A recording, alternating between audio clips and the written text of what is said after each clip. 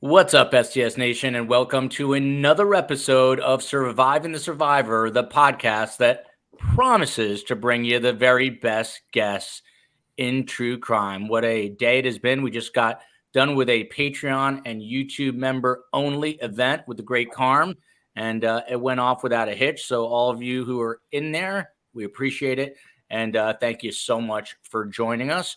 Now, on to the business of the day. Bryan Kohberger.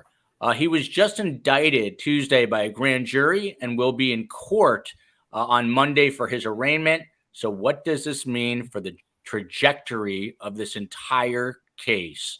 Police, of course, say that the killer is 28-year-old Bryan Christopher Kohberger. We want to remind everyone that Bryan Kohberger is presumed innocent until proven guilty in a court of law. That is how the American judicial system works. Now, on to our best guess, and I'm excited for this one. In 2005, Kerri Rawson heard a knock on the door of her apartment. When she opened that door, an FBI agent informed her that her father had been arrested for murdering 10 people, including 2 children. It was at that moment that she learned her father was the notorious serial killer known as BTK, a name he had given himself that described the horrific way he committed his crimes by binding, torturing, and killing. And everything she had believed about her life had been a lie at that point. And she chronicled all this in her best-selling book. She's a fantastic writer called A Serial Killer's Daughter. And she's going to be on Dateline's special Friday evening regarding the Bryan Kohberger case. Kevin Fixler. He is an investigative reporter with the Idaho Statesman, just named Reporter of the Year in Idaho. So kudos to Kevin, in large part because of his incomparable work on the Moscow murder story. He's been following the gruesome story from the very beginning, even traveling to Bryan Kohberger's hometown in Pennsylvania. And last but not least, coming to us from her home, where she has great audio, and I'm excited about that, Jean Fisher. She recently retired after nearly 33 years of service at the Ada County Prosecutor's Office as the Special Crimes Unit Chief. During law school, Jean interned at the prosecutor's office before being hired directly out of law school in 1989. So she spent a very good portion of her life in that prosecutor's office, and no one knows the system in Idaho better than her.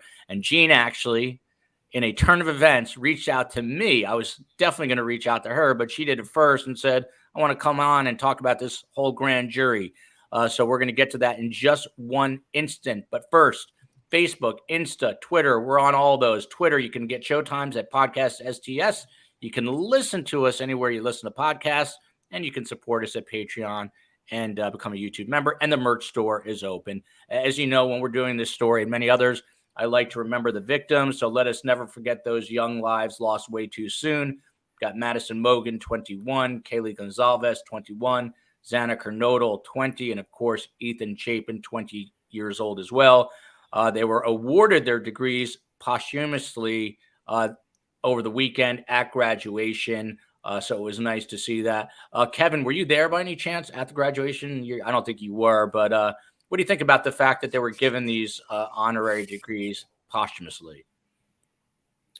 Well, Kaylee was set to graduate actually in December, so would have walked as part of the winter commencement, and Madison also would have graduated. So, it's a nice token for the families in a very grief-stricken time, and for Xana and Ethan, it's nice they too also were recognized with some certificates for where they'd gotten in the school so far.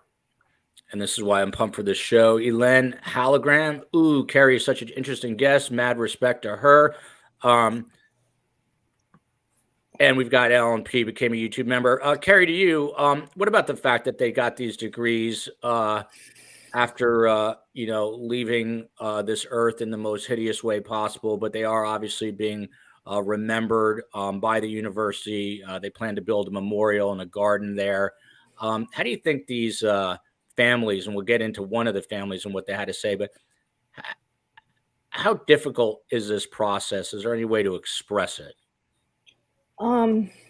I think it's even more challenging because you've got 4 families. So you have 4 different dynamics of how people grieve. And even in like a marital relationship, or parents are going to be grieving different than siblings. So you have a lot of different dynamics there. I'm really glad to see them honor the students and remember them. I know Kaylee's father, Steve, was just speaking up about the house. Like maybe we slow down the process of demolishing it, weighing, like it's an uncomfortable thing to have there with the university and the community, but also do we need it for the trial? So Steve was even saying last night, some families might be there on Monday for the arraignment and some families might not. And that's a very difficult dynamic. I know in my case, we were dealing with 7 victim families with my father. And then my family was kind of this 8th family over here on the side. And there was a lot of interesting things going on with my father, even though he pled guilty, and dealing with court and all of that, because you have so many people and everybody's different. Shout out to LJ. And I just want to say, someone here in the comments, did that say BTK's daughter? And someone responded and said, yes, that's BTK's daughter. She's an exceptional person and has persevered through many hurdles. I just want to say something off the top here. Kerri is identified almost always as BTK's daughter, and I tried to actually avoid it, but had trouble doing it myself. But I want you to know that Kerri and I have become friends, and she is so much more dynamic. She's an amazing writer. She's a very thoughtful person, and she's also a big advocate for victims of crime, and has taken her story and really run with it in the best of ways. And I don't want to get on a soapbox here, but she also needs to be looked at other than just BTK's daughter, because she's also just Kerri Rawson, an awesome person. Rawson, yeah, awesome. It rhymes. We'll see someday if I make a headline with my actual name instead of BTK's daughter. So that like there's awards out there where journalists have won awards and it says BTK's daughter. So we'll see. I am confident that you will. I have faith. And Kayla says, my first time watching. Welcome to you, Kayla. And look at this. You got the love. Sensory combustion. Oh, man, Kerri Rawson. This woman is incredible. Once again, best guess. So Gene Fisher, the master prosecutor, Bryan Kohberger was indicted Tuesday by a grand jury. This basically means, in the layman's terms that I understand, that probable cause has been established and the case now will go directly to district court. For those of us who are not attorneys, the word secret grand jury was being used, just very open-ended. What happened and how did it all go down? So what happened is, of course, he was charged with these 5 counts, 4 counts of burglary or murder and 1 count of burglary. And at that point in time, he's given an opportunity the judge will ask him if he wants a preliminary hearing. And a preliminary hearing is a hearing where the state, again, is just looking to put on enough evidence to show probable cause that a crime probably happened and that he probably committed it. But that hearing is in front of a judge. It's an open court, and the state calls witnesses and the defense has an opportunity to cross-examine the witnesses. It's not a trial, and the state is not required to put on all of its evidence, just enough to show that there's probable cause. So they set this case up for a hearing, and of course, Kohberger waived that preliminary hearing. He has a right to have it within 14 days. He waived it, and they set it into June. And so what's really common, certainly in Idaho and in my practice, is that cases involving really sensitive nature, like this sort of case, a child sexual abuse case, some confidential informant sort of cases, is that the state will then go in and take the case in front of a grand jury. And the grand jury is made up of 16 citizens. They sit for 6 months at a time. They meet on a regular schedule that is not announced to the public. And there's reasons for that, to protect the sanctity of the system. And the prosecutor is there and presents, again, testimony, but this time he's presenting testimony in front of 16 jurors, grand jurors, instead of a judge. The judge is not there, but the prosecutor gives the jury instructions and presents enough evidence to show that a crime was probably committed and that the defendant probably committed the crime. So it's just a probable cause hearing, but it saves the victim families who have to testify from having been cross-examined at this point in time. And it allows the state to move the case, in this instance, much quicker into district court, where they will land on Monday.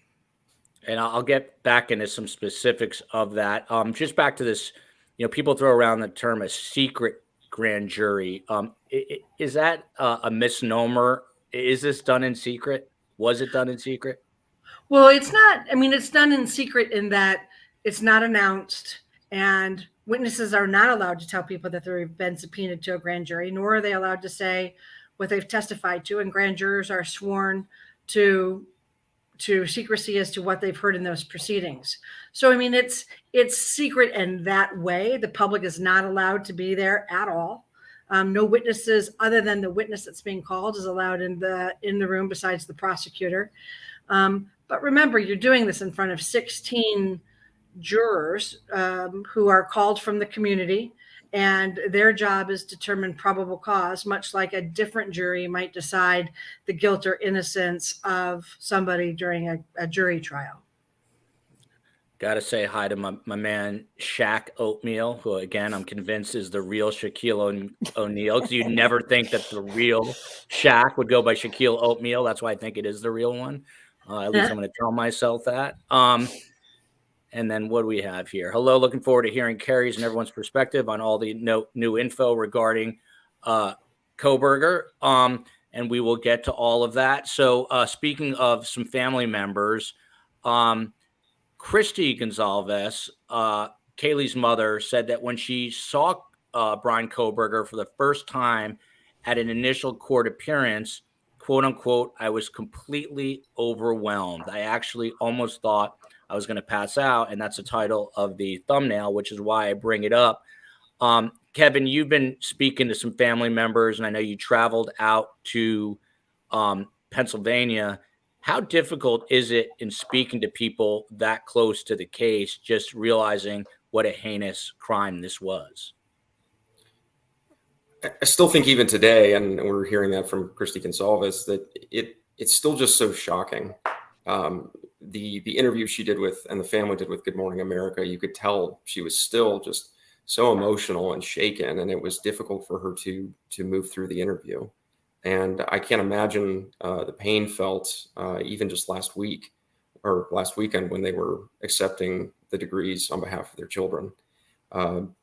They're shaken, and the same is true of community members in Monroe County, Pennsylvania. They still, when I visited there a couple months ago, they couldn't believe that this had arrived at their doorstep. This was a national case of international interest, extremely complex, and just beside themselves that a member of their community was being accused of, as you said, a heinous crime. And what's the percentage breakdown? I mean, how often are you working on this story as part of your reportage? Is it like 30% of the time, 50% of the time? How much time do you devote to it? I have an editor who was joking that I'm on the Kohberger beat, and depending on the week and sort of what crops up, I do find that to be true. There was a week just a couple of weeks ago where I think I wrote 5 or 6 or maybe even 7 stories about it. So again, depending on what happens when there's kind of I wouldn't call I guess I would call the grand jury kind of a bombshell piece of information. When that initially got out, it was sort of rumored and that it could happen. But once we started to establish some confirmation on that obviously a big deal. And we can see a huge spike in our readership online where we trace those metrics. But, it has a lot to do with kind of digging and phone calls, but also public records coming back. Those take some time. And so when I get enough of those things, we'll put out a new story, but some of it's a little bit driven by what happens in the legal process as well. And let me get on my soapbox for 1 minute, because I was reporting broadcast, by the way, print reporters, much to me, are always much more serious, much better at the job. So kudos to Kevin. But I was going to get on my soapbox because the networks come in. You saw Good Morning America right away gets Lori Vallow, a juror from the Lori Vallow trial.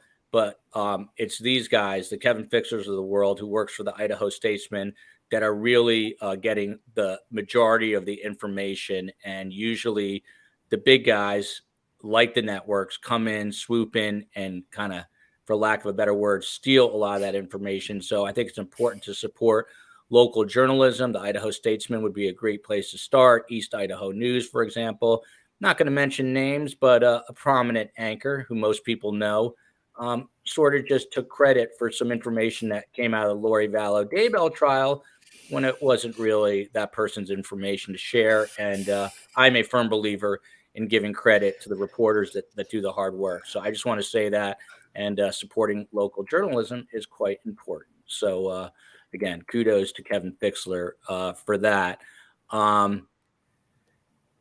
Kerri, do you want to take this, because people are curious? Kerri, I hope you're well. How is your mom doing? From what I understand, she was granted an emergency divorce when all of this went down. It's kind of hard to avoid, as we talked about. So, and Stephanie is a big fan of the show. So have at it if you want to give it an answer. Okay. So real briefly, like I grew up in like a normal childhood, but my dad started committing murders in 1974, 3 years before I was born. And then there were 7 in the 1970s before I was born, and then 3 when I was a kid, from 6 to 12. So I didn't even know the acronym BTK. And then 2004, he came back in the public and was playing games for months using the Wichita Eagle and the Wichita Police, and playing with games with like the FBI. He was arrested in February 2005. The FBI showed up on my door, knocked, dropped a bombshell on me while I stood in my kitchen. It was not, "We think your dad is involved." It was, "Your dad is BTK." I went into shock for 5 days, shaking, medically needed to be knocked out. I was not. Nobody knew I was in shock. I live with pretty severe PTSD, literally went back into trauma therapy this week for PTSD. In regards to my father and those first months. So for the 7 families, you're talking about 40 years. For some of them, 30 years, right? They had been looking for my dad for 30 years. So they finally were starting to have like some closure, or at least answers, right? And for my family, it was like, it had just started. So when Kevin was talking about people in Pennsylvania, it's like it just starts for you at that point with that arrest. So you're behind everybody. So my family's literally 30 years behind everybody. And so early on, we were writing letters to my dad, my family, saying, "Hey, we know you're guilty." The FBI had told us that first weekend what they had found in my house. We knew my dad was guilty. We had been told my dad was confessing, but the public didn't really know that. So again, as like a family, you sometimes know more, because I know like Kaylee's parents are saying they know more than say we do, and you're having to manage that, and then you're having to like decide, are you talking in the media? So my family just was like no media for 10 years. We basically were basically begging my father to take a plea. Like, it was his decision, but we were like, "Hey, we know you're guilty. You can spare our family. You can spare the 7 families. You can spare the community any more pain," because we knew we were going to have to testify. So I think at his arraignment, he did plead non-guilty, which was kind of like, they warned us. The public defenders were working with us, and they warned us. And then a month later, he did go in and he pled guilty. So my mom was writing him up to then. And then after he pled guilty, she dropped him completely and got an emergency divorce. And her divorce was final on the 2nd year of my wedding anniversary. And she called me and she apologized for her divorce being final on my wedding anniversary. And I was like, "It's okay, Mom. It's okay. That's like the most minor thing going on here." So she cut off all communication with him, never spoke to him again. It's been 18 years. He still writes her. She reads his letters. She does never respond. I've been in touch back and forth with my father, but now he's been legally cut off for a few years. And that was the next question. And I promise we're going to move on to the Kohberger stuff, which some people like to connect to your dad, which we can talk about. But L. Rose says, "Hi, Kerri. Thank you for being here. Do you still have a no contact order for your father? And does he still try to contact you?" He's not legally allowed to contact me. So if he even mentioned me on the phone with like a third party to a journalist through his Getting Out Jail app, which is how they're contacting my father right now, he could lose some privileges or have even more severe consequences. So he signed the paper that he would not contact me, not talk to a third party. He's actually, as far as I know, following that, I haven't had any problems with him in the last 2 years. But I had to cut him off because he was cyber stalking me through third parties, through social media, and using people through phone calls to try to track me down and harass me, and just a lot of terrible behavior ongoing all this time later. And this is just an illustration of the trauma that families deal with on all sides when a hideous crime like this is committed. So there's a ripple effect, and obviously the families affected by the killings in Moscow, Idaho, are going to be feeling that for years. And speaking of that, a special hello today. She's always on, but Papa Bear is here from Moscow, Idaho, a place near and dear to our heart right now. Barb says, loving having Kerri here. We are the future, as I like to say, as New Zealand is ahead of us, and they are here. Carm will be here on Sunday night. Don't worry. Don't you worry. So going back to this, and then we'll dig back into everything. We'll go kind of full circle. But so Kaylee Goncalves, Kaylee's mother, said to ABC News, my daughter saw him, meaning Bryan Kohberger, face to face and in a very different light than we saw him, sitting there in court looking very meek. Stephen Goncalves added, he has got pit bulls after him, meaning that they're going to, be in court on Monday, and they're going to be watching this like rabid dogs, as he said. Kevin, forgive me, but were you in court for the first hearing in Moscow? I was not there for the first one, but I was there for the second hearing up in Moscow. And what was it like seeing this guy Kohberger in the flesh, in person? Yeah, I mean, it's a good question. I actually just sat down with a coworker who will be up there for Monday's hearing, and I was actually telling her, make sure you pay attention to his demeanor. And we've heard some reports about his body weight. He's really thinned down. He's reportedly a vegan, and I'm not sure the prison or jail diet is suiting him too well. So, we haven't seen him in a couple of months at least. So we want to sort of know how he's handling this. This has got to be very stressful for him, you would imagine. And thinking back to his demeanor then, I mean, he was sort of blank. There wasn't a lot of information to ascertain from his entrance into the courtroom. He responded affirmatively to the judge a few times, and kind of, eyes forward and clearly engaged in the situation. But there was nothing totally discernible or really all that memorable from his behavior in court. Gene Fisher, to you. So obviously this happened on Tuesday, that the grand jury actually indicted him. Obviously it had already been charged in the stabbing deaths of these 4 University of Idaho students. The wording of the indictment says that he did unlawfully enter a home in Moscow, Idaho, and then did willfully, unlawfully, deliberately, with premeditation and with malice aforethought, kill and murder. And then they list the victims. From a legal standpoint, is this just SOP here, standard operating procedure? What does this mean legally? It's the elements that establish first-degree murder. So that language, deliberately with malice aforethought, are elements that the state has to prove for first-degree murder. So it's part of the charge, the elements of the crime, versus a different degree of murder. So a second-degree murder doesn't necessarily have malice aforethought. It can be with indifference, and then you get to voluntary manslaughter. And so it is the manner in which you kill somebody that determines the degree of murder. Kerri, I don't know if you can even talk about this. I probably should have asked you that before we went on air.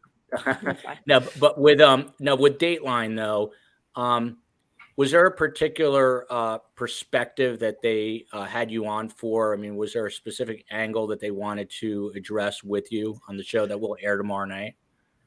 The usual, like Dad and Kohberger. So I always just was known for Dad. And then like starting in November when Idaho 4 happened, I quietly had my nose in it for weeks talking to Jennifer Coffindaffer, retired FBI agent. And I was lurking in all the social media groups. I was very, very quiet. And I was in Reddit and poking around. So wasn't sleeping well and trying to figure this one out like everybody else. And so then in January, I was elated. No, December 30th. I was absolutely elated when it flashed across my phone that Kohberger had been arrested.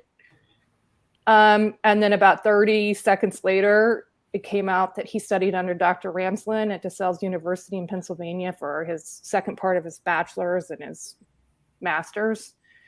And I just like crumbled, and the PTSD flared up real bad. Because Dr. Ramsland has like an ongoing several-year working relationship with my dad. And they co-wrote a book together, is how they put it. Literally, my dad is on the cover back in 2016. So it was just like way too close for home because I already was scared of what had happened in Idaho, scared of who this was, not knowing where they were in the country. I deal with night terrors. And so I was like so elated he was arrested. And then it was like, oh, hell, he studied under Ramsland.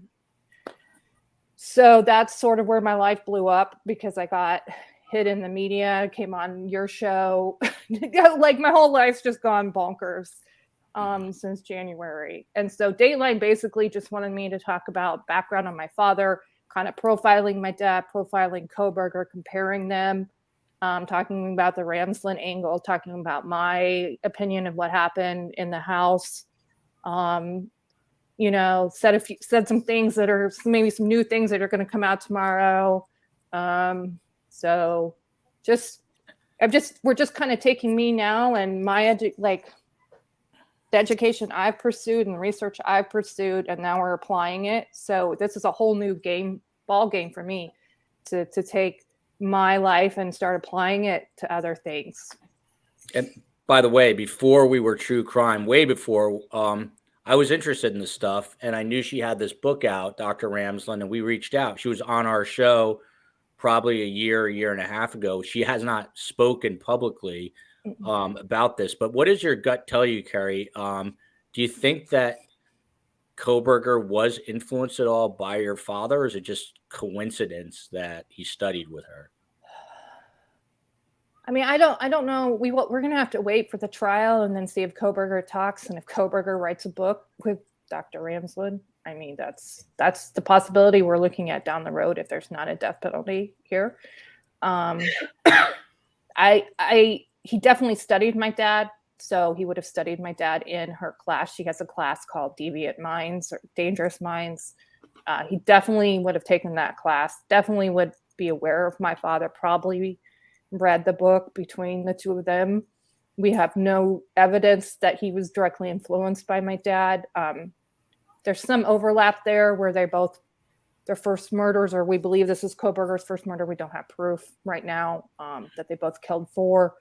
They both entered a house. I believe Kohberger wasn't planning on killing 4. I believe he was probably only really seeking the 2 girls on the 3rd floor and then ran into 2 people awake on the 2nd. That's just my theory.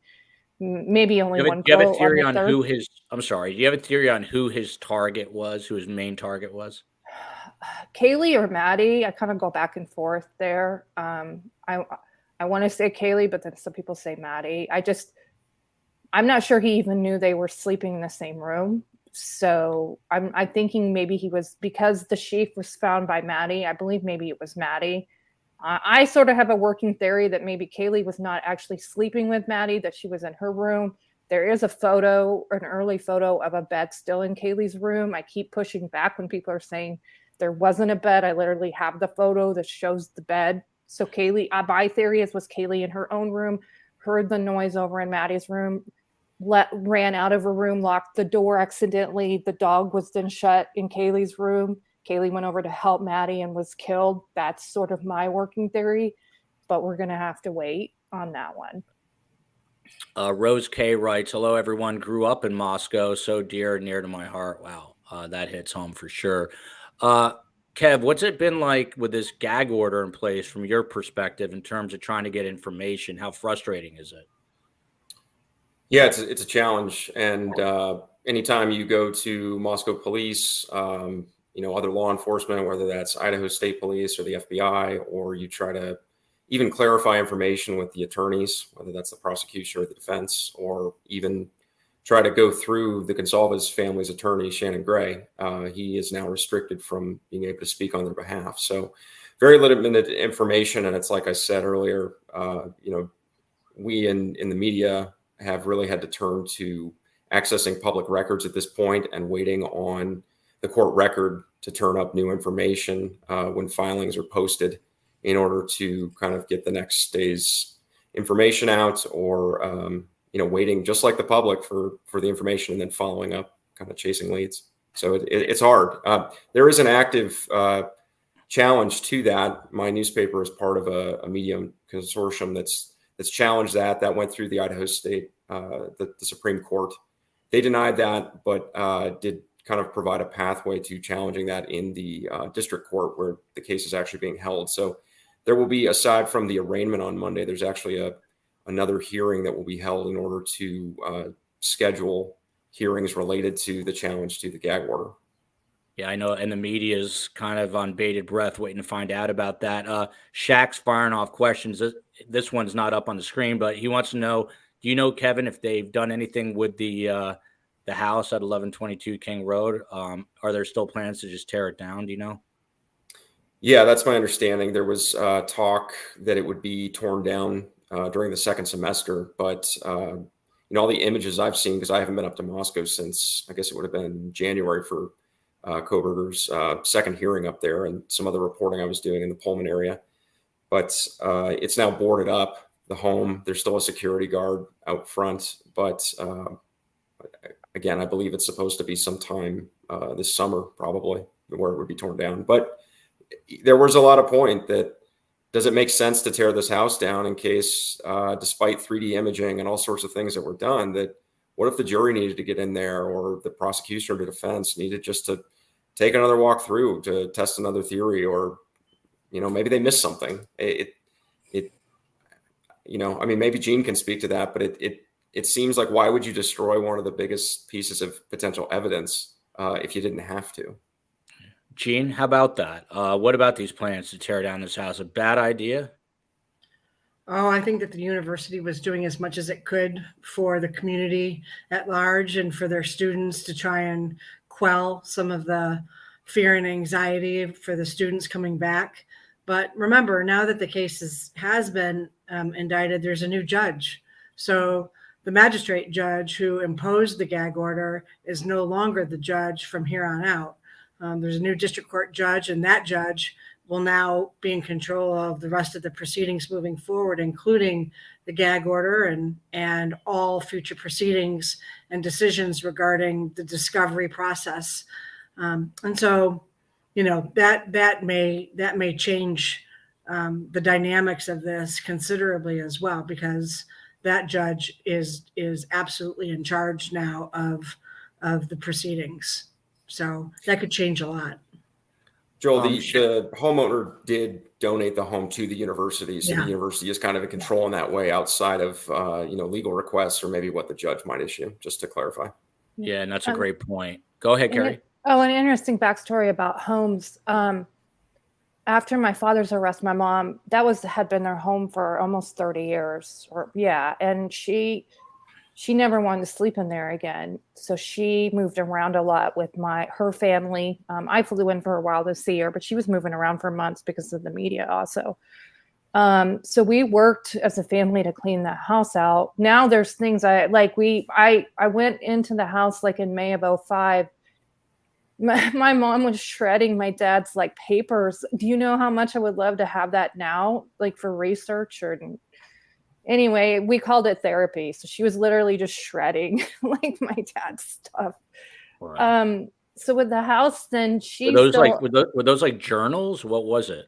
like high school and college papers. She literally helped him get his criminal justice degree in college because he does not write or type. So she literally like needed like an honorary degree, or that my dad would not have had a bachelor's. My mom literally like carried him through college, night school, while he was out murdering.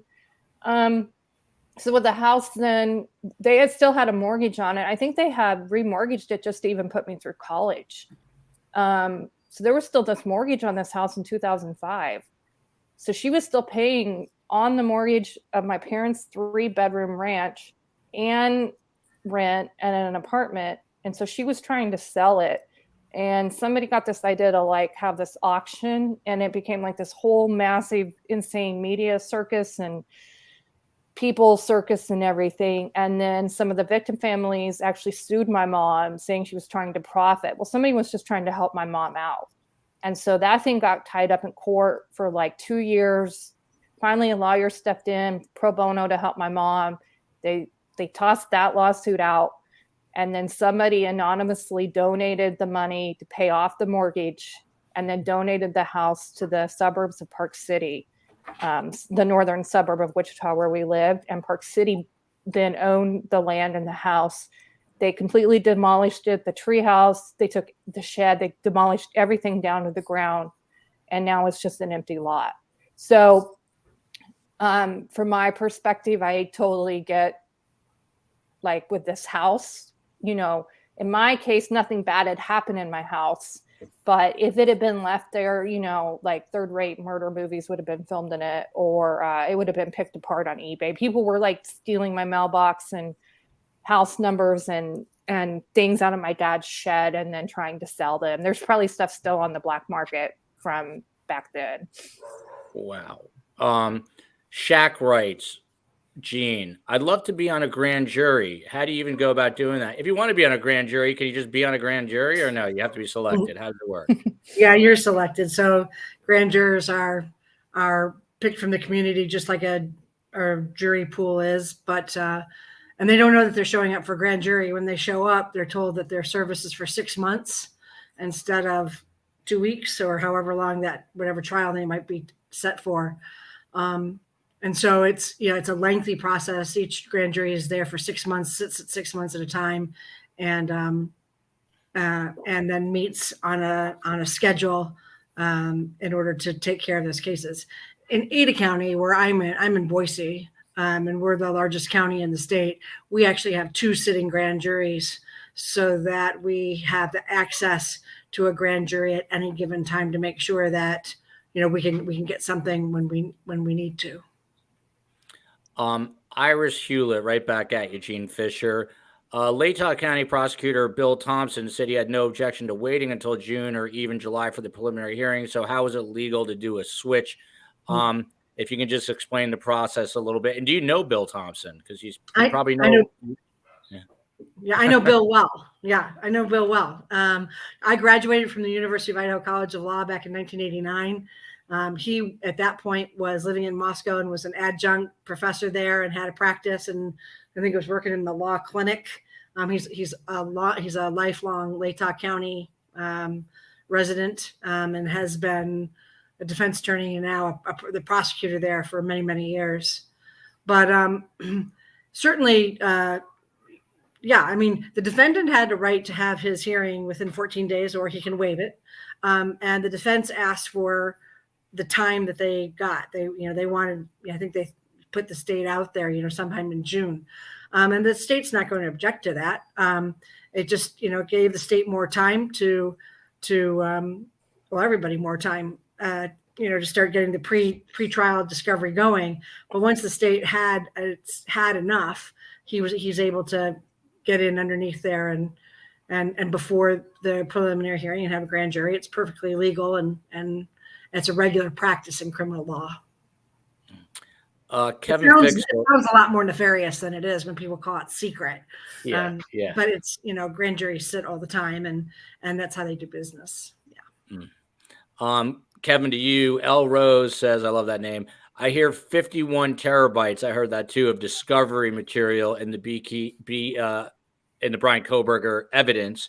That's an inordinate amount, but I'm just wondering, from a journalistic perspective, you said you are trying to FOIA stuff. How else can you get information with this gag order? How do you go about doing it? Interviews are a chief way of doing that. We're still kind of working sources and trying to develop new ones. An area that I think many have had difficulties are the fraternity and the sororities. We have not seen much come out of those where each of the victims were members. And so we're still trying to get a number of those people to tell us more about, the people they were friends with and loved. So that's one in particular, but, continued calls. We don't harass people, and we certainly not our newsroom. We know how to take no for an answer at a point. But, speaking to people like Gene who have backgrounds in law, that's been a big part of the transition of where this case has gone, trying to understand processes, explaining that to readers, and trying to project where things like this might go. A story I did was actually about subpoenas and the way in which Idaho law sets the course for those. We have discovered through some public records that a subpoena was filed, for instance, for Bryan Kohberger's academic records and his employment records from the public high school and public district where he attended. So that we learned that somebody, whether it was the prosecution or the defense, issued a subpoena there, served one. And then also there was one of the surviving roommates. The defense was through a subpoena in Nevada seeking her testimony of what was supposed to be the preliminary hearing. That was ultimately quashed or invalidated once an agreement was established with the defense that she would be interviewed in Nevada instead, so as not to have to travel to Idaho. So things like that, there's bits and pieces, and once you sort of put a few of the puzzle pieces together, that nets a story, and you deliver it to your readership. Kerri, in some ways, been like a pinball in the court of public opinion. People have almost across the board great things to say about you, but then you get your fair share of haters too. Unfortunately, we're seeing that now with the surviving victims. Most people are in support of them, including Steve Goncalves and family, and we'll get to that. But I'm just wondering what you think it is like for them. I'm not going to mention their names, even though the names are out there in the public. The fact that 8 hours passed, there are people in the public very suspicious of them. Any thoughts on this and maybe how people should be responding to these victims of this horrific crime? Well, first off, it's really important that, we have two people that are alive and have their lives. So, if something wasn't done right or the way you would have done it, you're not there. You're not in their shoes. You don't know. So we have to take everything with the benefit of doubt and believe that the second floor surviving roommate was in shock. Also, we believe probably inebriated like any college kid on a Saturday. And also, this was a party house. This was a loud house. There was a lot going on. She probably wasn't fearful at first. She probably just thought she was hearing the girls play with the dog upstairs, or her hearing Xana walk around. We don't know for sure if she was ever even scared. And she said that she saw the suspect, allegedly Kohberger, coming from Ethan and Xana's room. Well, there was the good vibes sign right behind him, and it was lit up, the neon one on the second floor. So she maybe had a much better look at him than he did. He could have even been blinded by that. There's questions, did he have night vision on? Those lights would have blinded the night vision. So we just don't, all we know for a fact is what was in the probable cause affidavit. And it's so limited. There's so much speculation, and I know I do it too. I try to stick and say when it's speculation, but you have to go back to the facts. And right now there isn't that much. And for the first floor roommate, I mean, we don't know anything. We don't know anything about her experiences or what she heard or what she went through. And I was going to ask, do we think that they were called into the grand jury? That was one of my questions.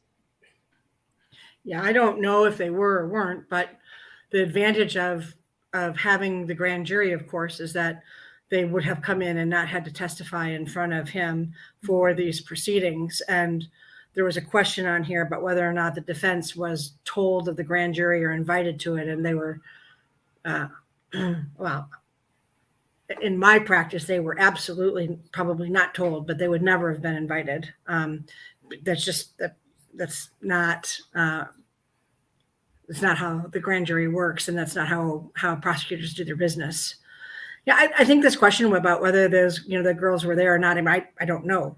But what I do know is after 33 years of prosecuting primarily child sexual abuse and adult sexual assault cases and some pretty horrible murders, is that you just don't know what's happened in other people's lives. And we don't know what's happened in those other people's lives. And you hear about fight, flight, or fright all the time.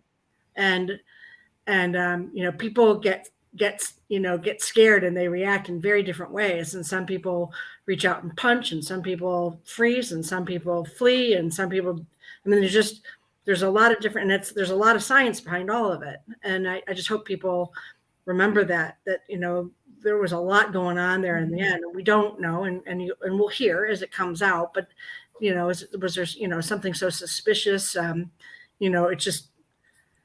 It's just so awful and just so tragic, and I just can't imagine what it's like to be those two girls, much less their parents, and how much they want to protect them in this situation. So I don't know if they did come in, but if they did, the advantage, of course, is that they didn't have to testify in front of Kohberger at this stage in the proceedings. I just want to say because of the gag, really, I understand the gag protecting the case and protecting Kohberger's right to trial and, presumed innocent. On the other hand, because of the gag, it makes it so complicated to get any factual things out that the speculation is absolutely rampant, especially on 4chan and Reddit.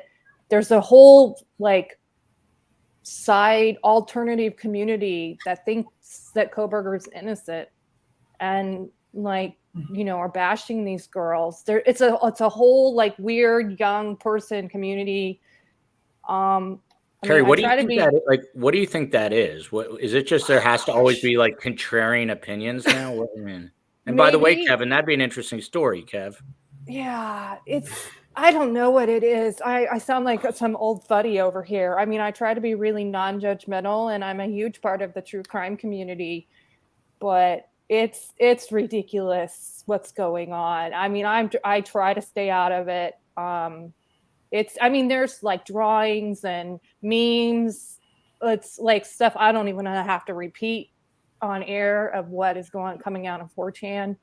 All these theories, and it's ridiculous. And I don't even know if it would stop if the gag was lifted, because it's these people are not connecting with reality. I just think it's a sign of the times of where we are generally. Honestly, I think people have a license to say whatever they want to say, and you can throw it out there and you don't have to give your real name. And I think it's a sign of the times. I think people can be pretty damn cruel. Yeah, I agree. Kevin, to you real quick. Are you hearing anything about this? Anything you wanted to add? I look like you're about to say something.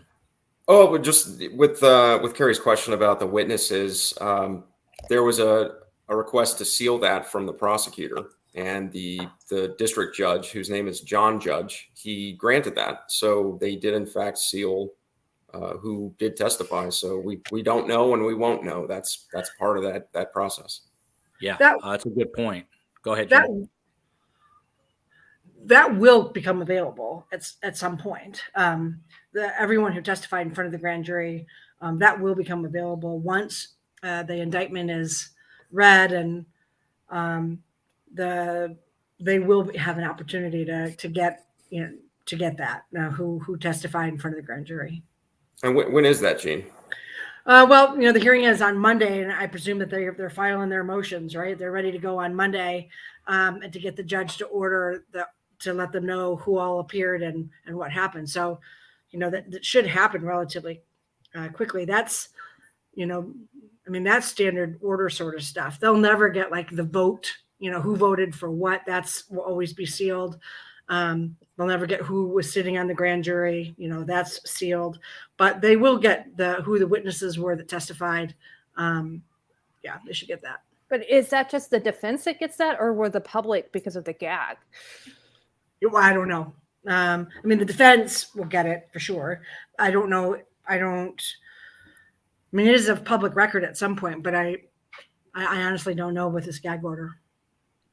To the fix, what's up with the death penalty in the state of Idaho right now? Did the governor signed off on firing squad, and we still don't know if this is 100% going to be a death penalty case, or do we? We don't. So we don't. Nope. Kohberger, once he enters his plea, the state has 60 days in which to declare whether or not it's going to proceed with the death penalty. So, yeah, we don't know what they're going to do with that yet. But Kevin, the governor did sign off on death by firing squad. He did, and what it did was it established that as a backup method of execution to the preferred method, which is still the first method here in Idaho, which is lethal injection. Part of the arguments from proponents of this bill were that it's become increasingly difficult to acquire the lethal injection drugs that the state seeks in order to carry out an execution. And so there's always quirks to the various states that have that. Idaho will become the 5th state on July 1st when that takes effect. And Idaho's law presents the director of the prison system 5 days to make the determination once a death warrant is issued for an inmate, whether or not the state can acquire those drugs. If they cannot, then it defaults to a firing squad. They do still have to kind of build out the venue in it's a cell block that's being renovated for this. They've set aside some money for that, and they have to create the procedures that get approved through a prison board and so on. But there's some skepticism as to whether or not a firing squad will ever actually execute an inmate in Idaho, but certainly the threat exists now. To Gene's point, once a plea is issued by Kohberger, it starts that 60-day clock for the prosecution to state whether or not they will seek the death penalty. I'm actually curious, Gene, do you know definitively whether or not the plea will occur on Monday, or there's sort of another process where they could kind of delay that, couldn't they? Yeah, the judge on Monday will read Kohberger the official indictment. At that point, ask whether or not he's ready to take a plea, and they may ask for a continuing arraignment in order to file these motions that we talked about, see who testified in front of the grand jury, see if there's any more information that they can glean, and set the arraignment over for another week or two. But at that point in time, he'll come back in and either he'll plead not guilty or stand silent, in which case the judge will enter a not guilty plea for him. He certainly will not, I can't ever imagine, plead guilty. So that's kind of how that will proceed. So just to be clear, we may not get a plea on Monday. They might. No, it may just be a continuing arraignment for another week or two. Okay. Ann Vroom is asking Eugene, was the defense team notified of the grand jury proceedings? And if so, were they allowed to be present there? I presume that they were not notified of the grand jury because, again, the grand jury is secret and we are not allowed to tell anybody in the public about when the grand jury convenes. And a defendant is not invited to the grand jury to testify. Does, Gene, this is another question regarding the grand jury. As you can tell, I know very little, but that's why I'm the host and not the expert. So do you have to present exculpatory evidence at a grand jury, to a grand jury? Does it have to be something, quote unquote, extraordinary? That's a great question. Yeah. That's a great question. Yeah. So, yeah, Idaho criminal rules specifically say that if a prosecutor has any exculpatory information, that they must present that to the grand jury if it was known to them at that time. So they would have to, they have to present, if there was an alternative theory or some not really an alternative theory, but if they really had something exculpatory, they would have to provide that information to the grand jury. Does that include like the Brady, Brady law, like the stuff that was coming out earlier?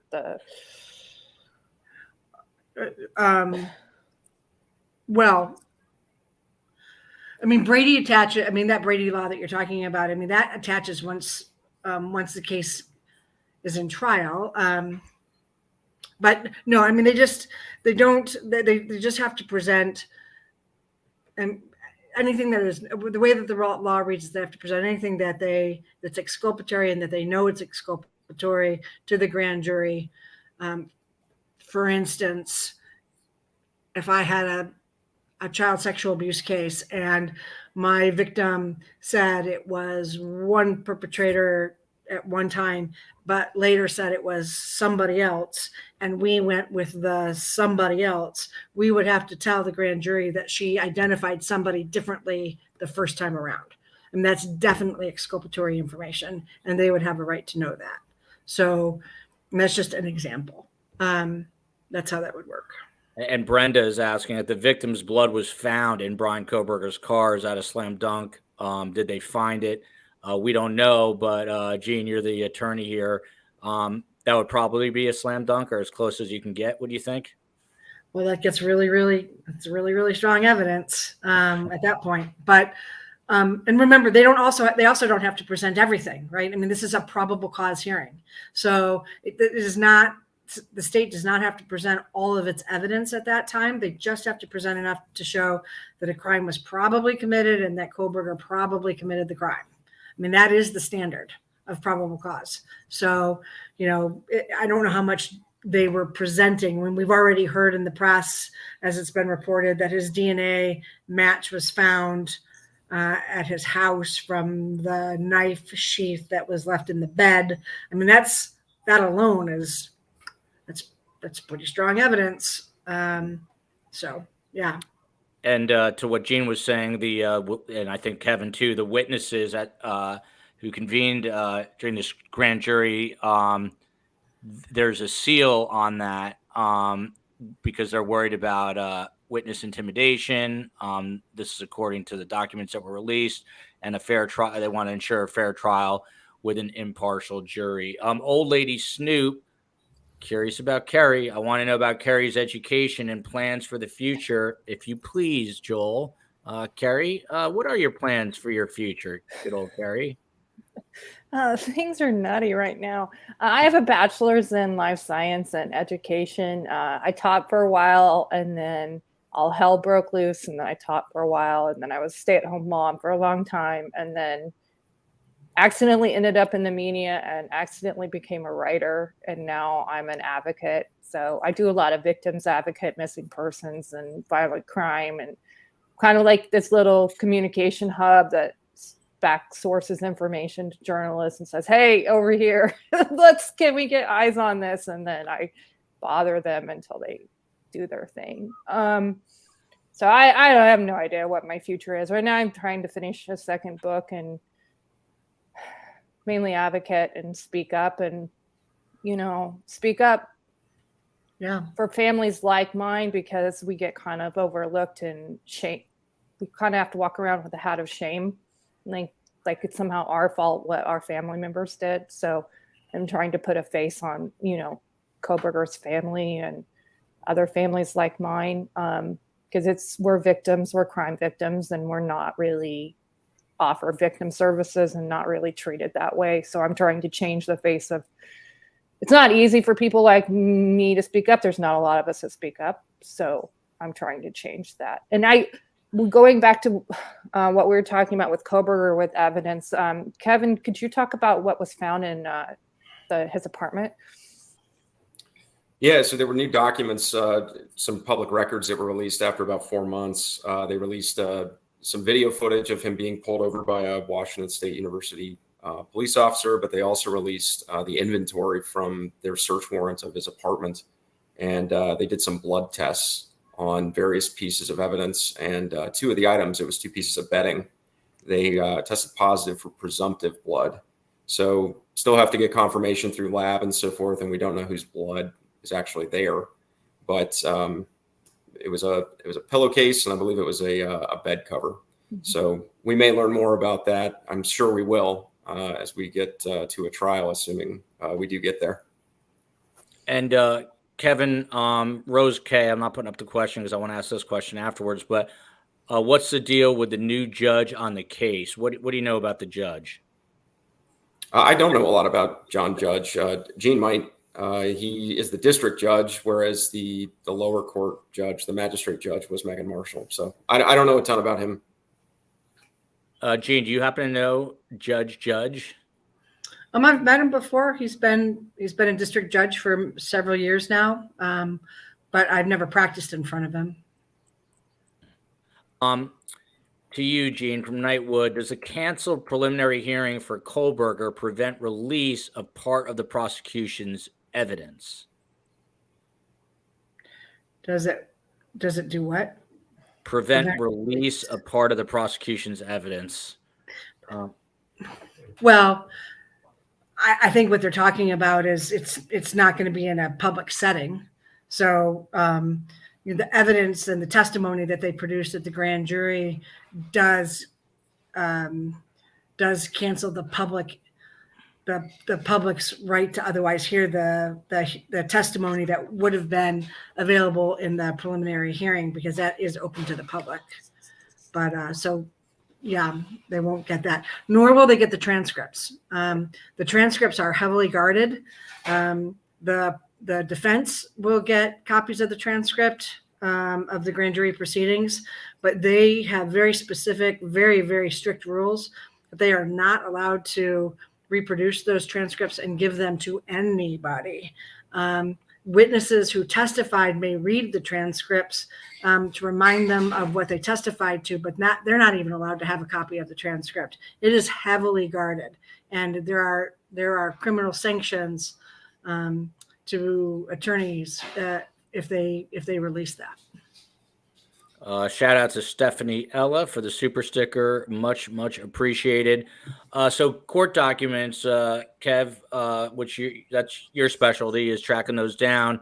They detail much of the investigation, which ties Kohberger to the murders. I don't want you to comment on this because I know you want to, be an objective journalist. But Kerri, they talk about the white sedan. Was caught on surveillance camera, traces of DNA on the knife sheath, the cell phone being around the home on King Road many times prior to the murders. Is there any piece of evidence that we know about so far, and we likely don't know all the evidence, that stands out to you? I think the DNA on the sheath, but then the defense or naysayers could say, well, maybe he was just driving around, or maybe he had a partner, or like maybe he gave his knife to somebody. So I can see some places they can put some holes in there. What if he did have an unknown partner? The prosecution's going to have their work cut out for them inside that house. We don't know everything that they know. I mean, obviously, if the victim's DNA are found, say, in Kohberger's apartment or in his car, on his items back in Pennsylvania, then I do believe that he is done. Also, I believe if they can prove premeditation beyond like driving around, like, we're hearing reports of cyber stalking, we don't have access to those communications. The time frame is so tight, though. I mean, he literally moved out there. I believe he was out there by July, stalking them by August, and they were dead by November. But my father had a very tight timeline on some of his murders, his first, and he escalated right away to 4. But as I said at the beginning, he didn't intend to go into a house and kill that many. He didn't expect the father to be home. So as my father said, things got out of hand, and I believe they got out of hand for Kohberger. I'm sure Kohberger is guilty, but I'm allowed to say that, and I will be eating a shoe if I am proven wrong. Kerri going out on the limb there. Kev, to you, aside from Bryan Kohberger, because that'd be the most obvious answer, but if you could wave your magic wand and have, get you could in terms of telling the story, who would you want besides Bryan Kohberger? Oh man, I mean that's the one, and it. Gosh, I think Ann Taylor is a really interesting figure in this whole thing. She's the chief public defender from Kootenai County, who has been assigned to the case. I'm super curious about what the legal strategy will be, and what she knows about. And they've said that there's exculpatory evidence through an investigator that one of the roommates has, and they've talked about other evidence that they expect is exculpatory. You don't use that term lightly in the legal field, is my understanding, Gene. So, yeah. So, what's the strategy? I guess second degree, you could learn more about Bryan Kohberger and his current state, and how do they go forward? Were they completely surprised by the grand jury? Now that he's been indicted, what's the legal advice to him? I mean, there's a lot of questions like that you could ask. A lot of curiosities about how they will move forward now that he has been indicted. Gene, that's an interesting question. I know you're on the other side of the aisle, but if you had to defend this guy, where would you begin? Mm-hmm. By the way, I'm getting yeah. Well, here's my lovely mother, by the way. I'm putting her back. I took her off because she just did a live Zoom event with us, and someone was yelling at me. So there she is. She's back. I'm sorry, Gene. Go ahead.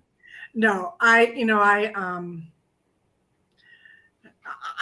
really, that's difficult for me to say. I mean, as a prosecutor, my job is to know that case better than anybody, and to know the case better than the defense attorney knows the case.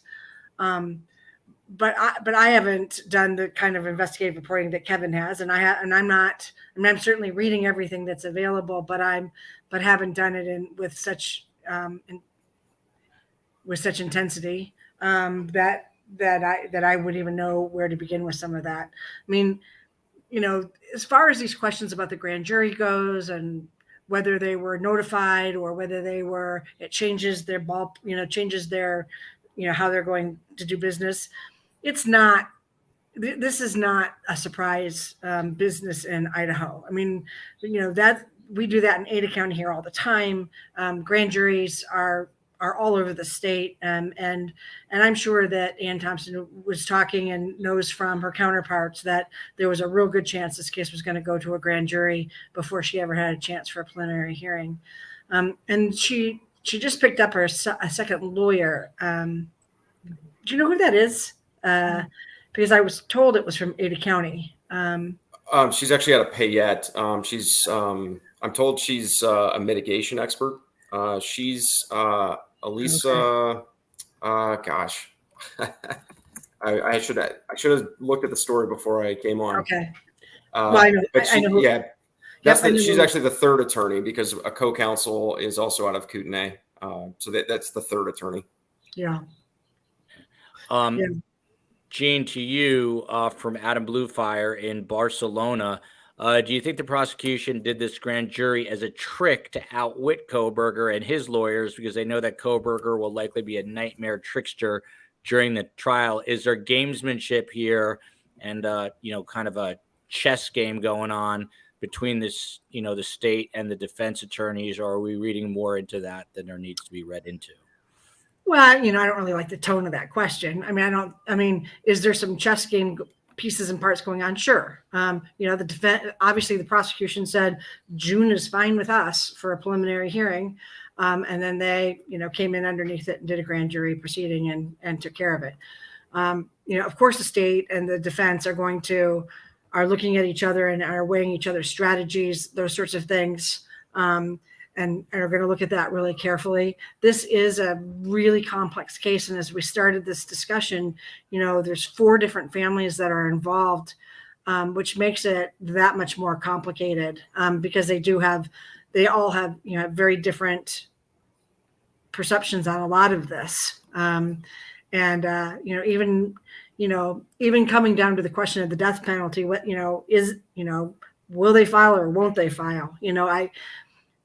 The state listens carefully to the to the victim families, but there's 4 different families here, and what do you do if 2 say yes and 2 say no? And it's death penalties that never ever end, and there's these proceedings will go on for a very, very long time. And yet, if there's ever a case for a death penalty and Kohberger is guilty, this is the case. So there's going to be a lot of strategizing and thoughtfulness, but I really hope that we keep away from things like gaming and those sorts of things. I just don't like. I think I have more integrity for the system than to call it gamesmanship. Well put. Kev, back to you on the Pullman, Washington apartment. So there were some things that looked like bloodstains, and then there were reports that there were presumptive tests for actual blood. Do we know more about that?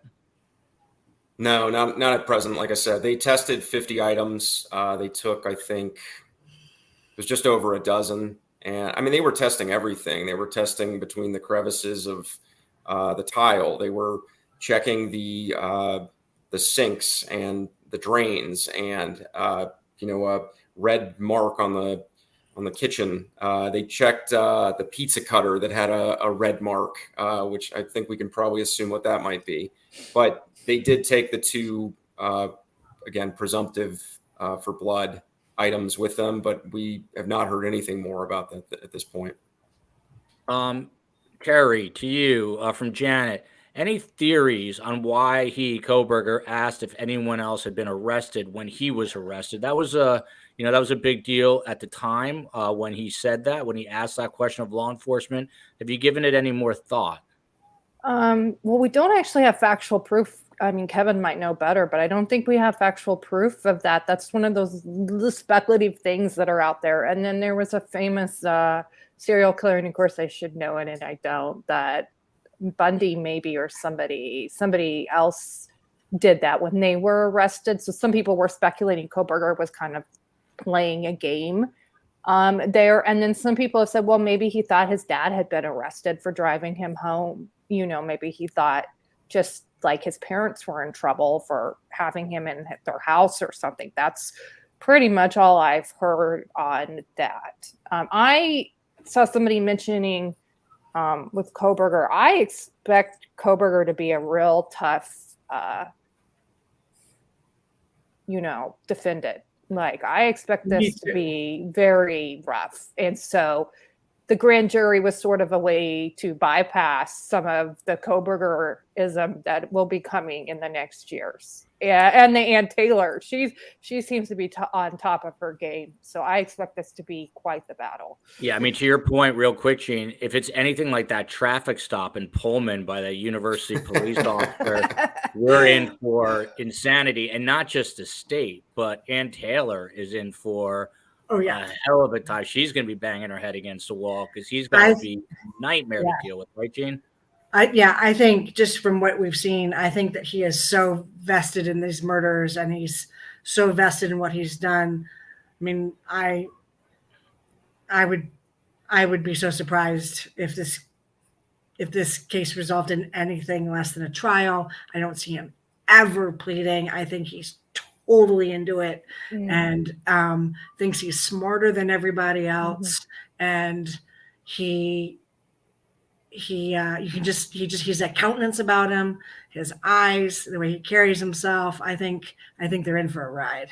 Well, and he's probably, if he's somewhat wired like my father, he's getting off on all of this. It turns him on. Yeah, I mean, he at some point he had targeted either one or two for whatever reason he targeted, and whether he felt that they were didn't give him the attention that he wanted, or he had some very bizarre brush off that they don't even know about. But I mean, he's he's focused in, and he's real invested in what's happened. Oh, can I say real quick? I've talked to actually Coffendaffer about this, but we both sort of speculated, wondered. I mean, I don't think he would have left two people alive on purpose. It seems very dangerous to his defense, but it is a way to like completely be terrorizing them for the rest of their lives and hold power over them. I don't think he did it on purpose. I don't think he knew, but it is a way to continue to basically torment and terrorize from where he's at now. Yeah, and to Kerri's point about night terrors, I had it myself after this case. I think a lot of people in the country and around the world are watching it. We didn't, at first we didn't know who this was, and just the terrifying notion of being brutally stabbed to death in your own home was really freaky. I was double and triple checking my doors, which I don't usually do, but that prompted me to. Question for Kerri. One point that I actually find super interesting in this case, though. Sure. He's alleged to have surveilled this home for multiple months. Right. And if that's the case, again, allegedly, wouldn't he know the goings on of the property? I would think he would know exactly who was home, whoever it is who had done this. There would be a great awareness about the number of people in the home, perhaps even seeing the people come and go. So it's an extreme peculiarity of this case that it's one of those unanswered questions that we all really strive to understand. Yeah, I mean, that's a great point, but I guess you could always either miscalculate, make a mistake, not realize it, get caught off guard. I don't know. Yeah.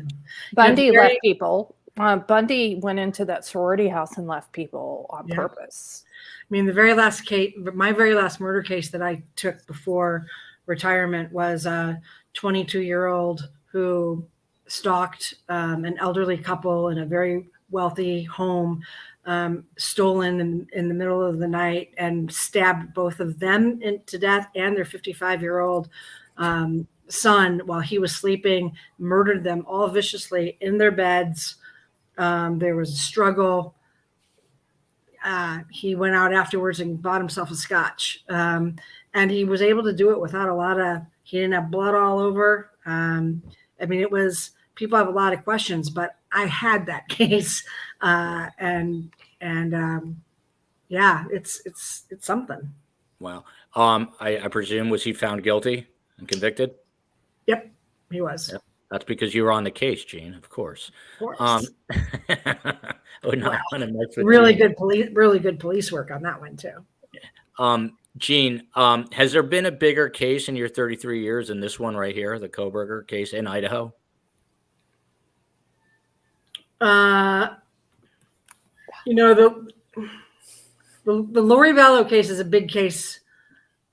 Certainly a big case because, again, those were also 3 murders and 2 children and cult-like sort of thing. But as far as the idea of a boogeyman and as parents is your worst fear, sending your children off to school at a university setting where it was in a college town and all those things that add up, I don't think there's probably been a bigger case here in a long time. Or maybe I've done some research on this. I've done some research on this, Joel. Joseph Duncan, that was quite a case here. That was both a state and a federal case that led to 4 people dead, 4 members of one family. When was that? When was that? I don't know. I'm not familiar with it. That was in the 90s, and he had come to Idaho from another state, and he killed the family, killed a brother in front of and then kept the sister, and she ended up escaping and was found. And it was tried in federal court. That was a big case. It was in the 90s. Yeah. We'll wrap up in about 5-10 minutes, but I want to get through a little bit more, and the guests have been very gracious. Kerri, the question's for you from Ann again. There is no insanity defense in Idaho, but she says recently in the Letitia Stouch trial, there was a lot of controversy about the testimony of defense psychiatric expert Dr. Dorothy Lewis. Any thoughts about insanity defenses in general? We asked early on about with my dad, because here you have a pretty normal life with this person that had some, verbal and emotional abuse issues, physically abused my brother a few times. But I liken it to like living with my father. You only saw the very tip of the iceberg and you thought that was the whole iceberg. So when he was at his worst, you thought that was it. And really, we were just seeing the very tip of his behavior. So we were all very quick to say what my father did was absolutely insane. Is he going to go for the insanity defense? But then none of us thought he was crazy, right? So you have to separate it in your head. Okay, what happened in the Idaho 4 house, or what Stosh did, what my father did, what Vallow did is insane. Okay, it's not normal. It's not normal behavior. It's not. We have lines. We have moral lines. They vary for us, but we don't cross those lines. We have that stopgap in our head.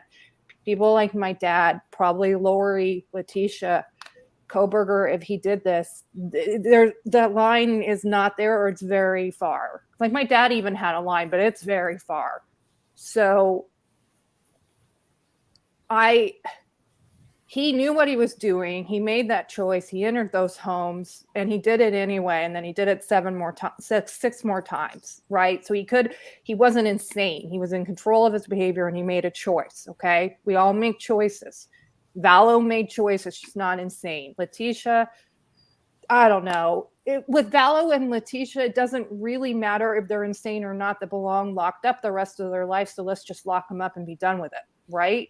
Like, where do we put them?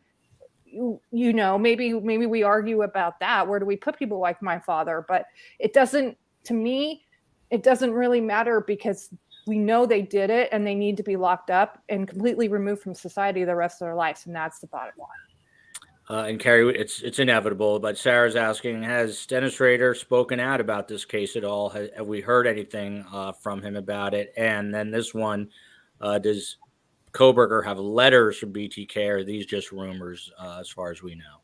Oh, because I spoke up about Ransland. I really wasn't even going to speak up. And then it was churning out and I knew it was coming. And so I literally just put a statement on Twitter, and then that statement blew up, and then I was news. And so, of course, as soon as I become news, then my dad has to become news. And so, certain outlets would contact my father, and then my father likes to become news. So he said he was following Murdoch and he was following Kohberger, and I'm sure he has opinions on Vallow now too. So he was following me and following this. He has TV, he has radio, he has newspapers. So he's following all of this. As far as we know, there has been absolutely no contact between Kohberger and my dad. I was worried about that. We don't have any proof. Dad said no on Kohberger. The reality is that the two of them could be chatting on the Gel app right now and we would not know. So that's the fun reality of my life. It's crazy. I just found I had no idea. We have people who spend time who I'm no longer calling ex-cons, because I found out that it is sort of a derogatory term to them because they serve their time and they're out. But people who spend time in prison, we just had them on the show. It was really interesting. And they were telling me that even Alec Murdoch, just convicted, has a tablet in his jail cell with Wi-Fi. It's crazy. He can FaceTime people from his cell. It's insane. Yep. So can my dad. So they could all they could have their own little jail club right now, all those guys.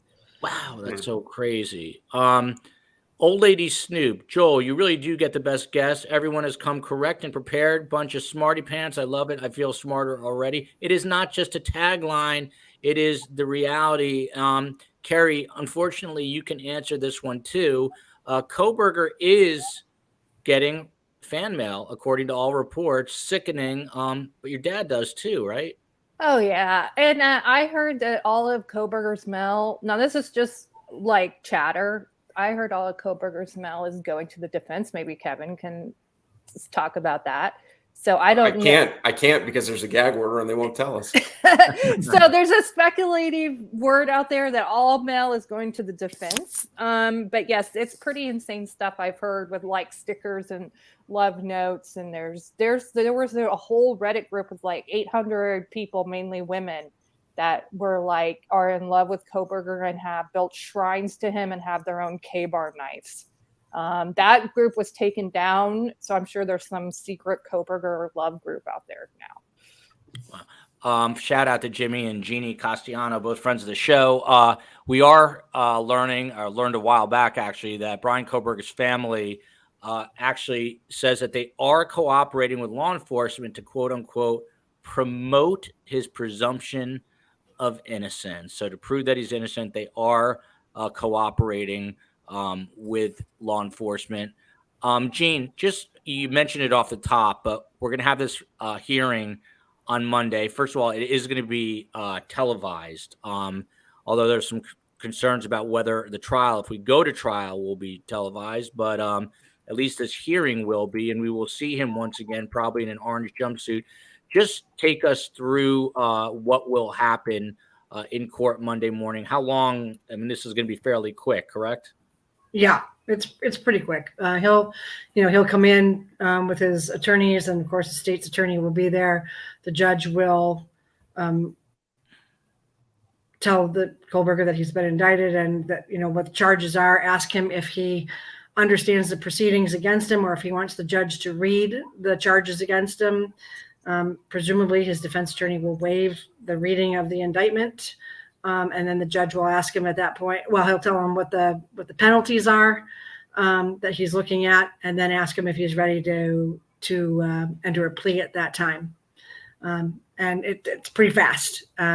So whether he does or doesn't, he'll either enter a plea, he'll ask for some more time. And if he says he stands silent, then the judge will enter a not guilty plea for him. And then they will move forward and set a date for trial. And Gene, they want to know, is the prosecution team in Latah County experienced? They're no Gene Fishers, but are they experienced? Bill Thompson has been an attorney for a long time. He's been a prosecutor and a career attorney, and I'm sure that he has a very good team that's working with him. Question from Aaron, and we'll wrap it again in just a few minutes. Will he waive his right to a speedy trial, do you think, Gene?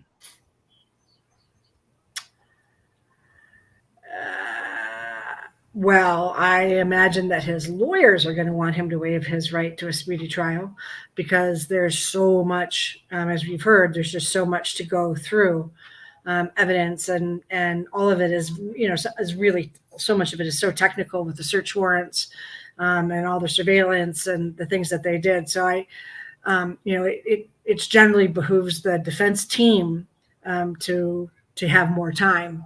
But again, if Kohberger insists that he will not waive, they will set this case within 6 months. Shout out to Lauren Malloy, just saying, I appreciate this informative discussion and everyone's thoughts, learning a lot. Also sending love to Carm. Thank you, Lauren. If you guys don't know, Lauren Malloy's mom, Lori Malloy, was found dead like 30 years ago. Her body was just recently exhumed. She's counting the days. Literally, it's been over 100 days. I have not forgotten about you, Lauren. And she's trying to see what the evidence shows as to how her mom, which she died under suspicious circumstances, what the results, what the evidence shows. So we are going to stay on that because we've done a show with Lauren before, and we'll be sure to do another one. Very quickly, I did not know this. The Goncalveses, I had no idea. It's a tight-knit family with 5 children. Did not know. Stephen Goncalves was interviewed on ABC News. He says, I cannot wait to see the evidence, and then I'm going to bring it. And he's going to realize that this is the family that's going to make sure he doesn't get away with it. Kerri, though, he also said that he hasn't been able to establish any connection between Kaylee and Bryan Kohberger, and went on to say, I think this is actually the mother who went on to say this, I've thought long and hard about it if Kaylee and Bryan Kohberger could have crossed paths. We've talked as a family, we've done a lot of research on what's out there. None of it makes sense. I'm sure you went through this in your own way, but how much kind of questioning and second guessing are these victims' families doing right now? Would have, could have, should have, but at the end of the day, it was probably all out of their control, right? Right. I mean, I think it's going to come out that Kohberger stalked at least Kaylee and Maddie via social media. We know he stalked them in person. There's reports that he was over eating lunch on their campus. Why would you go to a different college to go eat your lunch? That's just so bizarre. Oh man, I played the woulda, coulda, shoulda, woulda game for so long. I mean, early on, you're just going back and forth, literally I was trying to alibi my dad in the same conversation with the FBI agent that I then turned him in on his 8th murder. I was a 6-year-old neighbor down my street. I mean, literally that is my reality. And then I was trying to alibi him and listening to things and looking at old cases that first night. And I just was like trauma. It was like just piling the trauma on myself, and there was nobody there to stopgap me, you know. Even now, 18 years later, if I'm listening to a podcast or something, researching, and I hear a new little piece of information about my dad's case that's new to me and one of his crimes, it'll get stuck in my head, and I got to go do my therapy thing and put it in its place. So you're going to be there. Those 4 families and Kohberger's family, their life is completely upended, altered, changed forever. And they're going to be in those bad places for a long time. But then you see what Steve is doing, where he's like me, Kaylee's dad. He wants to know everything, right? I'm one of those people that I heal by knowing everything. So Steve is researching and advocating for his daughter and for her justice. And I see Steve becoming this massive advocate going forward for other victims, like Joseph Petito, who lost his daughter. He advocates for missing people now. Other people, just everybody deals with it differently. So you see Ethan's family, you know, building this foundation, having these tulips, you know, trying to heal. It's just varies, and it varies, you know, sometimes hour to hour or moment to moment how you're doing. Jean Fisher just recently retired, and she's looking well rested and tan in that Boise sun. Finally, the sun has shone or shined. She was in the prosecutor's office after nearly 33 years of service at the Ada County Prosecutor's Office as the Special Crimes Unit Chief. During law school, she interned at the prosecutor's office directly out of law school in 1989, and by 1997, she became the head of her unit. You can tell she is a badass of a prosecutor. Ann Vroom, why would a prosecutor ever opt out to Eugene for a preliminary hearing instead of a grand jury, insofar as they don't have to show their hand nearly as much? And your final thoughts here on where we go. Right. That's why in these cases, prosecutors generally don't opt out when they can use a grand jury. They just have to remember they're not allowed to tell or to advertise that they're going to a grand jury. It's actually a misdemeanor offense for anybody to announce that a grand jury is convening. And they take that very seriously. So, you know, at any time that in these kinds of cases where there's really sensitive information, you know, it's good work for the prosecutor. It's good for victims to get the case moving and to get our case off and running. So, you know, I don't think they should ever opt out. There are times when you don't. I mean, there are some cases that you really you want the public to hear. Cases that are truly controversial and you don't know how it's going to go. And some of those cases might be, you know, police involved shootings or cases that are really controversial, that you want the general public to know that you're not hiding the ball on anything, and you want an open court and you want everybody there. But this is different. You know, this has many, many legs with lots of different families, with lots of different victims that were involved and jurisdictions. And so it's, you know, this was the best way to get this case moving relatively quickly. And, you know, we'll get a court date on Monday. We call him the Fix, or at least Steve Cohen and I call him the Fix, but Kevin Fixler, he's an investigative reporter with Idaho Statesman, which you should all support and read. He was just named Reporter of the Year, largely because of his coverage of the Bryan Kohberger and Moscow murders case. And he's been following this story from the very beginning, even traveling to Bryan Kohberger's hometown in Pennsylvania. Kev, can you tell us where your reporting takes you next? Give us a little hint as to what you're up to. Well, we'll be tracking the preliminary or the hearing on Monday, of course, and there are some, as I said, there's a gag order hearing as well, and there's a third hearing as well. So I would encourage people actually to follow my colleague who will be up there. Her name is Angela Palermo. You can find her on Twitter. Her last name is spelled Palermo, and also online, IdahoStatesman.com. We'll be covering this very closely. As for stories that I'm tracking, continue to wait on some public records out of a few different states. And I don't typically give you much in the way of scoops here, Joel, but I will be continuing to follow this case. And, it could be some time before we know definitively more and more. And Kevin's one of the best when it comes to investigative reporting. So, again, make sure you follow him and his colleague as well. And last but certainly not least, in 2005, Kerri Rawson heard that knock on the door of her apartment. When she opened it, it was an FBI agent telling her that her father had been arrested for murdering 10 people, including 2 children. Her father is the convicted killer, Dennis Rader, otherwise known as BTK. She turned her life around after that, chronicled all that happened, wrote a best-selling book, A Serial Killer's Daughter, and she's going to be featured on tomorrow night, Friday's Dateline special about the Bryan Kohberger case. Kerri, someone was asking, multiple people, I should say, were asking if you think Kohberger was on his way to becoming a serial killer. What are your thoughts? Oh, absolutely. I mean, we have to call him a mass killer because unless we find something in Pennsylvania or somewhere else, there's been absolutely no evidence that there is anything out there. I mean, there's got to be something out there, maybe not murder necessarily, but some sort of maybe deviant stalking behavior type, window peeping, maybe burglary, something like that out there. That history was in my father's past. It just wasn't known. So I definitely think he was definitely on his way to be a serial. And if he hadn't been caught, thank God, by excellent detective work in FBI and everybody that just crazy invested in catching him, I think he maybe would have already committed another mass and then he would have been a serial.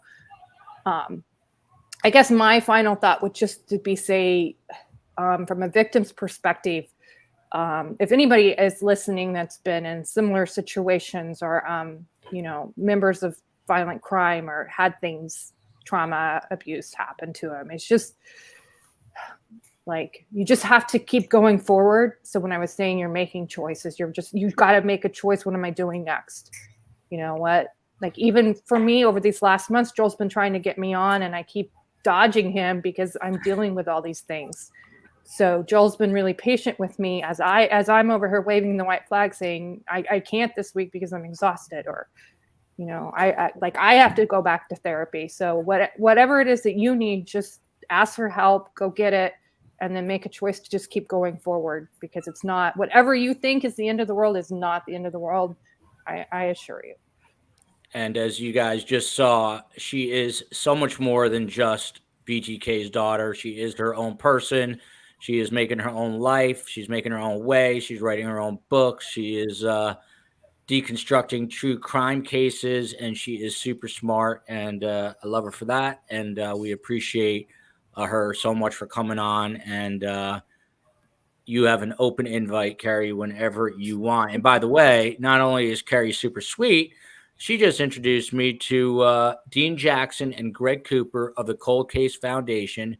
One of them is on Dateline tomorrow night, and they're going to be our guests, thanks to Kerri, on Monday evening after this hearing. So you're going to get some pretty interesting perspective from other Dateline guests. So the streak continues with awesome guests. We appreciate that. Tomorrow, since Detective Phil Waters, by the way, the guy's got a Ferrari. He's got a house in Hawaii. He's a retired homicide detective. Whoever tells you to become a professional baseball player to make a lot of money and have a great life. Don't. Become Phil Waters, our guest tomorrow. So now I have to start the show at 5 p.m. so he can go surfing beforehand and get his nap in. So 5 p.m. Eastern tomorrow night for Great Scott. It's your True Crime Phil. I always have to point the finger. George says, Kerri, Kerri, Kerri. And thank you, Kerri. Thank you, Gene. Thank you, Kevin. Sunday night, we'll be back with this woman. We will preview the Kohberger hearing with who. We don't know yet, but I'm working on that. Until then, love you, America. Love you, Moscow, Idaho. Love you, Boise, Idaho. Love you, everyone else. Australia, Israel, Kansas, where Kerri's originally from, and the rest of the world. Till next time. Bye, everybody. Bye, everybody.